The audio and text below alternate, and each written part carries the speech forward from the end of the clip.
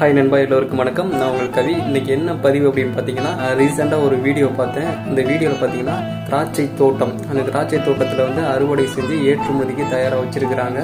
அதை ஏற்றுமதி செய்வதற்கு முன்னால் அந்த திராட்சை பழத்தை என்ன பண்ணுறாங்க பார்த்தீங்கன்னா, ஒரு கெமிக்கல் கலந்த ஒரு தண்ணி, அதாவது அந்த திராட்சை பழம் கெட்டு போகாமல் இருப்பதற்காக அந்த கெமிக்கல் கலந்த தண்ணியில் வந்து அந்த திராட்சை பழத்தை அப்படியே எடுக்கிறாங்க. எடுத்தது அதுக்கப்புறம் தான் அவங்க ஏற்றுமதி பண்ணுறாங்க. ஏன் அப்படின்னு பார்த்தீங்கன்னா, அந்த திராட்சை பழம் ரொம்ப நாள் கெட்டு போகாமல் வச்சு விற்பனை பண்ணுறதுக்காக அந்த பழங்களை தான் கர்ப்பிணி பெண்கள், குழந்தைகள், முதியவர்கள் எல்லாருமே சாப்பிட்றாங்க. இதுலேருந்து நமக்கு என்ன ஒரு விஷயம் தெரியுதுன்னா, நமக்கு வரக்கூடிய அனைத்து உணவுப் பொருட்களுமே கெமிக்கல் கலந்த உணவுப் பொருட்களாக தான் நமக்கு வருதே தவிர பியூர் ஆர்கானிக் உணவுப் பொருட்கள் இன்னும் நமக்கு வரலை. உற்பத்தியாளர்கள் வியாபாரத்தை நோக்கி போகிறார்களே தவிர அவர்கள் ஆரோக்கியத்தை நோக்கி போகவில்லை என்பது மட்டும் உறுதியாக தெரிகிறது. நன்றி.